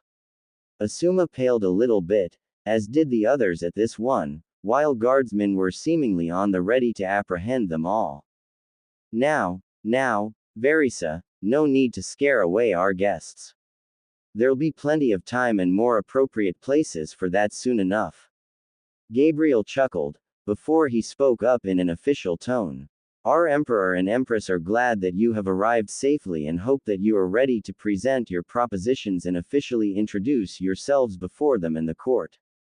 Me, Lady Hanabi and my dear wife shall escort to the palace and throne room, if you are prepared. Yes, that would be lovely. Minato agreed with the others, as they began to move towards the palace. I must admit, Konohamaru, you have grown into a very fine man. From the looks at you, it is almost impossible to see a once young brash child that used to challenge Hiruzen on daily occasion for the Hokage's hat. Koharu said with a small smile, with Verisa glaring a little at her. It is a shame that you others have dishonored yourselves and abandoned your true home and duties before Konoha. Your grandfather would be greatly ashamed of you right now, she said with admonishment, with Gabriel not even budging at this one. Counselor Kaharu, I believe that we are long past the point of nitpicking and nostalgia guilt. And for your general information, I go by Gabriel now, not Konohamaru, a name bestowed upon me and by High Bishop after I had converted into Light's fate, and a name I am proud of. Gabriel reminded them all. My past name and previous deeds have remained in the East, whereas here I have made myself my own name and fame. And considering the fact that Hand of the Emperor and High Lord of Dundane are a higher in hierarchy, when compared to Hokage, I believe I have surpassed general assumptions and expectations of my persona. And what do these two titles mean, Windrunner or whatever you call yourself? Sasuke asked arrogantly, earning a glare from Verisa. And does this elf wife of yours know that there are finer men from East, when compared to you? Like me, an Uchiha elite. That earned an approving look from Sakura and a glare from Narumi. I have seen a lot of men, most of them much like you, boy, and I found them wanting and pathetic. Verisa couldn't hide a smirk at a look of insult upon Sasuke. As for my husband, I found Gabriel everything that a woman could ask of a husband and then some more to add up, the best of among the best for me in East, West, North and South. Verisa, you make me blush. Gabriel chuckled at this one. And as for the titles, High Lord is a noble title of a sovereign that controls a geographically and historically formed land, a small kingdom if you may. Dundane in one such kingdom, one of oldest and larger ones, bordering High Elves, kingdom. Your best counterpart to it will be a daimyo of a minor country, like a daimyo of Waver T.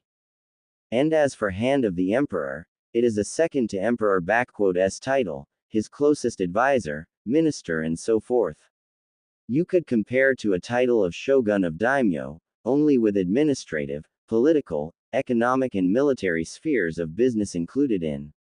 So, as you can see, in terms of status, Sasuke, I currently appear to be standing quite a bit higher than you and your Lord Hokage. Lady Hanabi here also is in a similar position as I am, though her holdings and title differ from mine. Hey, Hanabi, so I've heard about your big sis's death. A real shame, if you ask me, she was a rare beauty. Kiba decided to try his chance with Hanabi now, completely forgetting of tact and etiquette. Listen, why don't you show me and others around later on? I could tell you of the adventures of me and Hinata, plus we could. Kiba Inuzuka, in case you have forgotten, or simply did not take notice of, I am a married lady of noble position, tasked with many responsibilities and duties of great importance and urgency to the empire and crown. I have neither time, nor desire to forsake my vows to my husband and pursue any relations, romantic or friendly, with a person such as yourself. Hanabi said in a strong, diplomatic, yet completely harsh and powerful tone. If you wish to explore the city, I am sure you and others will be able to find a guide. And as for my sister and her death, address her name in my presence without respect next time, and you will find yourself in not so comfortable position and place, alongside your dog. Oh, come on Hana-chan, I was just trying to be friends with you and Kiba, shut your mouth already. It is enough you have the gall to speak so incorrectly to a lady, but also to be informal and so unofficial with her is an insult to her and you, so better keep quiet.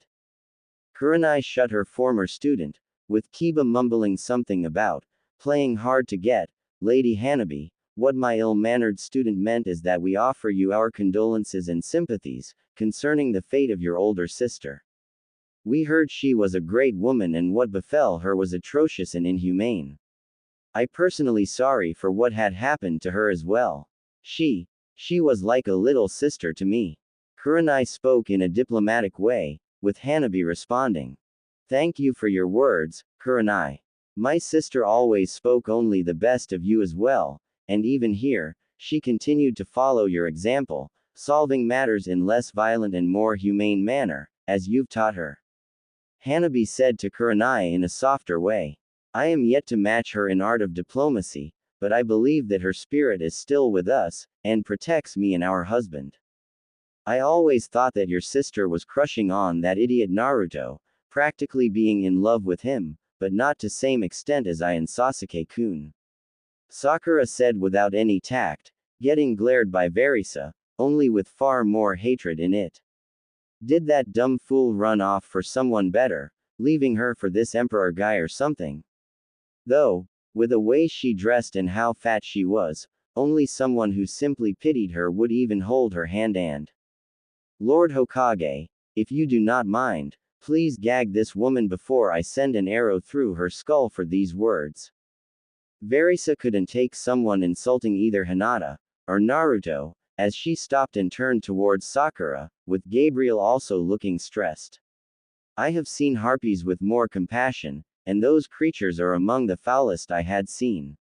You say another word about Hinata, Naruto or about their relations, and I'll personally throw you in dungeons, but not before silencing you for life. Wah! Do you even know who I am, you pointy-eared? Suddenly Hanabi raised her hand, waved it, as a white-blue glow escaped it, and Sakura suddenly became silenced, unable to say a word or anything, with the entire Konoha's procession shocked at what had happened. Thank you, Hanabi. Another word from her, and this would be the shortest diplomatic mission in history. Verisa thanked her friend, while Jiraiya voiced everyone's question. What was that? Some kind of handless jutsu, or a fuinjutsu, but I didn't feel any chakra flowing here. Jiraiya spoke up, with Hanabi speaking up. What you have witnessed is what people of Numenor refer to as magic, and arcane magic to be more precise.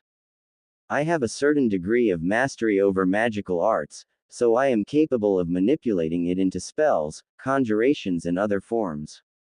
Hanabi informed them all. A silencing spell shall keep Sakura quiet for as long as I wish. Unlike in elemental nations, Eriador and its inhabitants possess a greater variety in sources of power, with chakra and senjutsu being only two of them here. Such arts are, however, highly protected and prohibited from learning by their respective mentors and trainers by foreigners that do not possess emperors and empress allowance for this. I believe it is understandable that my lieges would not want to destabilize political world through carelessness and cause international conflicts and wars. So do not expect to be allowed to learn anything of magic and its variations, as well as other sources of power. And I warn you, theft of material concerning those subjects, unsanctioned training in those arts by foreigners and other transgressions of similar character are punishable by death. This goes for you especially, Kakashi Hatake and Sasuke Uchiha. Gabriel looked at an insulted man and angered Uchiha. Your reputation and the fact of you possessing Sharingan are well known here, so watch your step. Unlike Konoha and Hai no Kuni, law and judgment affect all without exceptions, elites are not. The group had reached the palace's gates, with them opening up and letting them go further by a grand hall, until they reached the throne room. The throne room was every bit as great as it could have been, with high ceiling, large open area with tables, seats, chairs and pillars, on which hung the banners of the empire's subjects and domains, as well as empire's sigil, a golden lion's head on a blue field. The hall was filled with lords, ladies, elves, dwarves and even some orcs, who drew most of the attention from Konoha, with their green and dark brown skins, astonishingly strong builds, great heights and barbarian-like appearances. They reminded them of legends of Oni, only now they were made flesh. Not locking eyes on them for too long, Konoha proceeded ahead towards the two thrones, one white and made in fashion of lions and the other black and made in fashion of dragons, elevated by 10 steps above the floor level, with the black one being already occupied. In it sat a young, very beautiful black-haired woman, with long hair, with golden eyes, pointy ears much like Verisa. She wore black and gold dress, reaching to her ankles, tightly hugging her superb waist, large bust and most impressive figurine. She had an aura and looks of regality, a woman of truest power in every sense. Near her stood a young attractive woman with brown hair, made into a braid behind, dressed in a black and golden Chinese-style dress, with armored gloves and bracelets, standing near the Empress and ready to strike if needed. It was clearly Tenten, but now she was grown and very different. The elevated thrones and podium on which they stood was also surrounded by 11 men and women, all differing, yet powerful in each and every one of them, with weapons and armors of their own choosing. Humans, elves high and night, dwarf and even an orc among them, men and women, hiding away their faces and not. It was clearly the Imperial Royal Guard, which now separated the podium from 3 Easterners, ambassadors that were in talks with the Empress. Minato and others recognized them as ambassadors of Kumo, Iwa and Odo, with Kabuto Yakushi representing Odo here. Your Excellencies, it pleases me and my husband to know that your respective nations are recovering from the devastating effects of plagues and famine. Empress addressed the ambassadors. People of Numenor have heard of the blight that befell your lands, and of countless lives lost. I hope that our assistance in combating the aftermath of this horror has been successful and that soon your countries shall thrive and prosper in peace and stability. Your Imperial Majesty, no words can express how much Kumo and Iwa appreciate the kindness and help you and Emperor have given us. Your humanitarian help, grain, food, medicaments and resources have saved our countries from another deadly winter. Our daimyos have instructed me to offer you his sincerest gratitude and sends you and your husband this gift. Ambassador from Kumo motioned his men to bring forth 4 crates, which were filled with silver and platinum ingots. Our countries are mountainous and are rich in ores, but poorer in plains and fertile lands, so fields with grain and forests with wood worth more than these ingots of silver and platinum. We offer them as our sign of gratitude and to demonstrate that your kindness and gifts have not been forgotten and exploited for nothing. We thank you for such generous gift and accept it. Empress smiled to them, as her servants took the crates away. My husband and I share a vision, that in peace, we must extend our hand to help out those that have found themselves in despair and show them that no hope is lost. Great and kind words, Your Imperial Majesty. It is a shame that your example is not followed by some other, more aggressive and insensitive countries. Kabuto and other ambassadors already knew that Konoha's delegation was present. My Lord Daimyo and Lord Orochimaru send their gratitude for the help that Numenor has provided in combating famine and plagues. They hope that our gift has reached you safely and without any harm. It has, Ambassador Yakushi, and we thank you for such gift. Though Odo no Kuni is a smaller in size country, your gift shows that it is as dignified and strong as those of greater sizes. I welcome you in our capital, esteemed guests, and hope you will find your stay here comfortable and productive. The ambassadors bowed before the Empress and joined in with the mass of nobility and court, while Konoha's delegation has stepped forward, led by Hanabi, Gabriel and Verisa, who instantly bowed before their Empress. High Lord Gabriel, Lady Hanabi, Lady General Verisa, I see you bring to us the awaited guests from afar. My Empress, allow me to introduce to you the official envoy of Hai no Kuni and its members. Hanabi went on to introduce every single one of them without delay and in orderly fashion, while some of the nobles looked with contempt at Konoha, including ambassadors from other elemental nations, as Hanabi has spoken and ended. Esteemed guests of Hai no Kuni, Lord Hokage and counselors, it is my pleasure and honor to introduce you Her Imperial Majesty, Empress Semiramis, first of her name and title, Queen and aspect of Black Dragonflight, Sovereign ruler of Second Numenor Empire, Kingdom of Quel'Thalas, Ashenvale Dominion, Confederacy of Draenor, Steelhorn Kingdom. Lady Protector of Kingdoms Dalaran, Kul Tiras, Gilneas and Westerosi Kingdoms. Milady, if we may.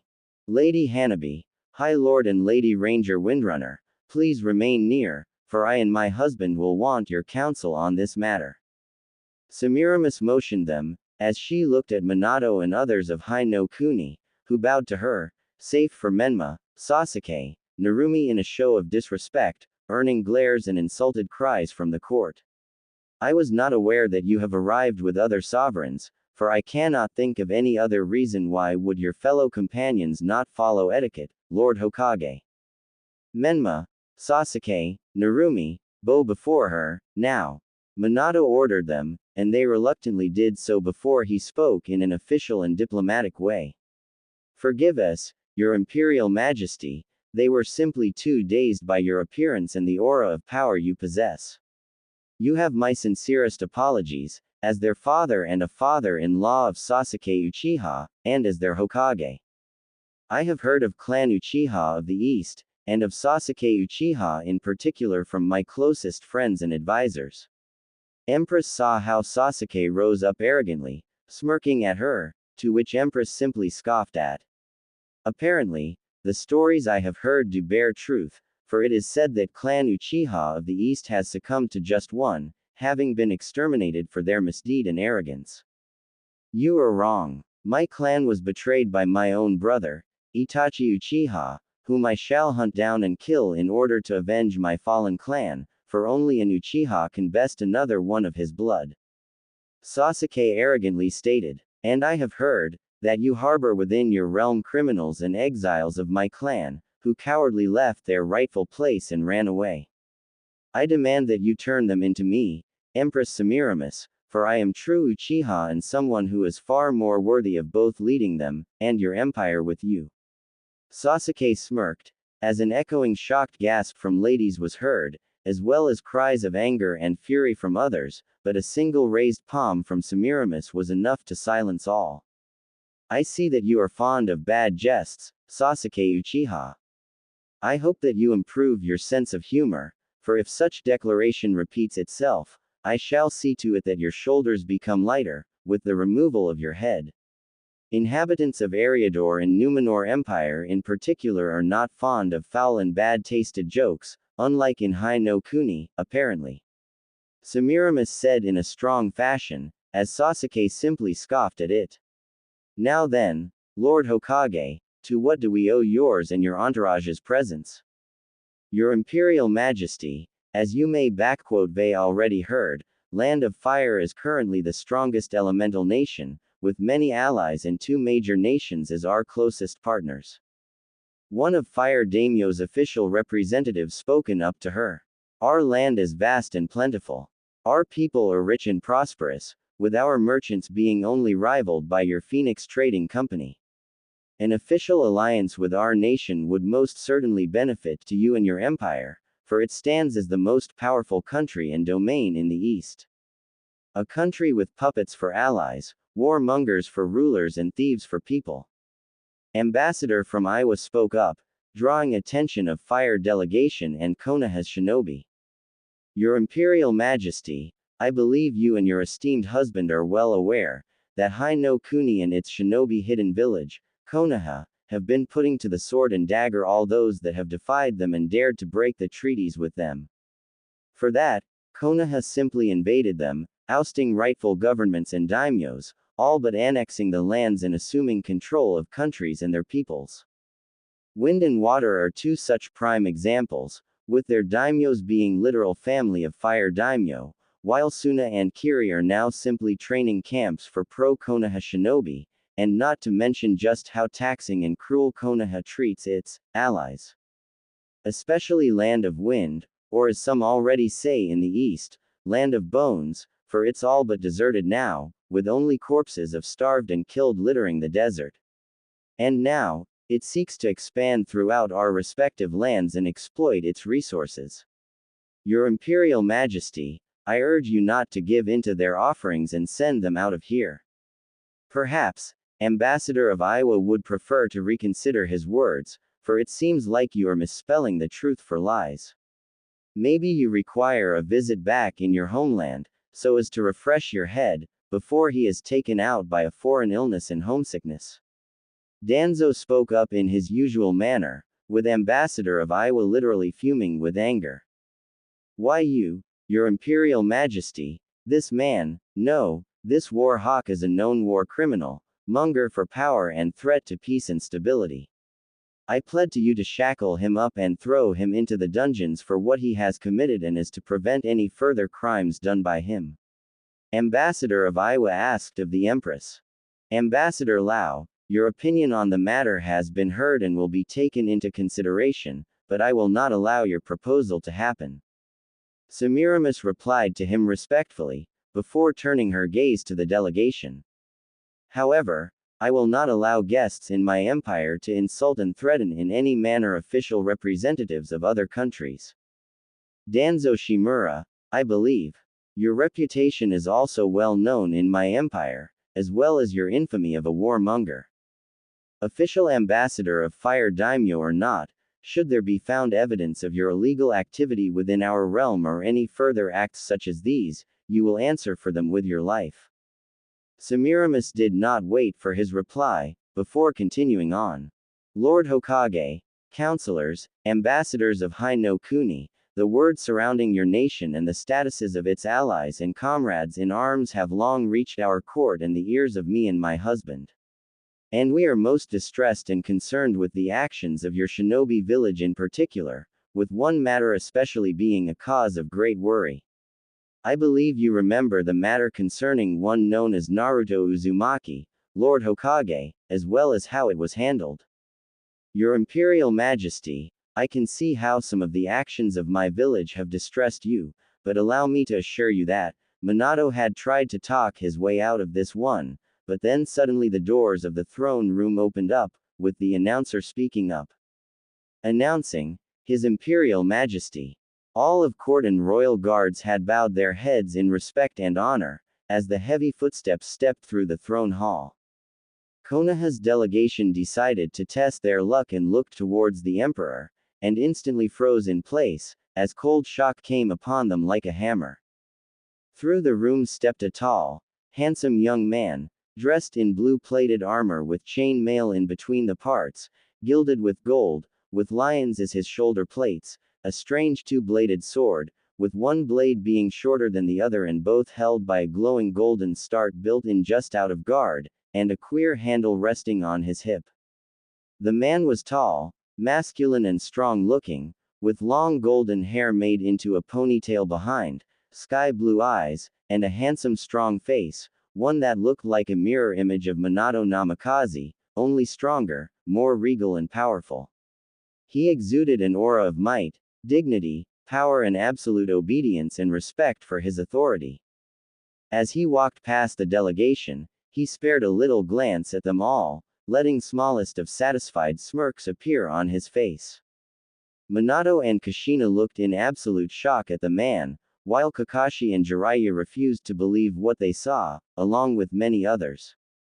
Sasuke, Kiba, Sakura, Narumi and Menma were seething with anger, jealousy and envy, as they could not comprehend and believe that this man, this loser, in their eyes, was now the most powerful man in the world. Counselors were shaking in fear and anger at this man, including Danzo, while the rest Konoha's shinobi and daimyo ambassadors chose to be silent and shocked to the core. Gabriel gave only a short bow to him, with Hanabi following the suit, as Emperor's personal bodyguard Neji Hyuga took his post near his liege, who kissed the hand of his wife. Milady, I hope the court has not tired you while I was away. The Emperor spoke to her softly and caringly, with Semiramis responding in kind. Not at all, my love, but it warms my heart and soul for you to stand by me. Semiramis smiled to him, as the two to their respective seats. As you can see, we have the most awaited of guests attending, my love. Indeed, milady, I personally have been waiting a long time to meet them, face to face. Emperor smiled a little, as he turned to Hanabi. Hanabi, if you may do the honors. With pleasure, Your Imperial Majesty. Hanabi didn't hide his smile at this one, as she turned to the delegation and announced her husband and liege. Esteemed guests from Hai no Kuni, it is my pleasure and honor to introduce to you His Imperial Majesty, Emperor Naruto Pendragon, first of his name and title. Sovereign ruler of Second Numenor Empire, Kingdom of Quell Thalas, Ashenvale Dominion, Confederacy of Draenor and Steelhorn Kingdom. Lord Protector of Kingdoms of Cool Tiras, Gilneas, Dalaran and Westerosi Kingdoms. High Lord Paladin of Order of Argent Hand. Defender of Faiths and Magi and the Lion of the West. Hanabi ended with a smile, as Naruto spoke up. Welcome, Lord Fourth Hokage, and his entourage. Naruto greeted them with a smile on his face, but with dread filling their hearts. It has been a very long time, hasn't it, dear father?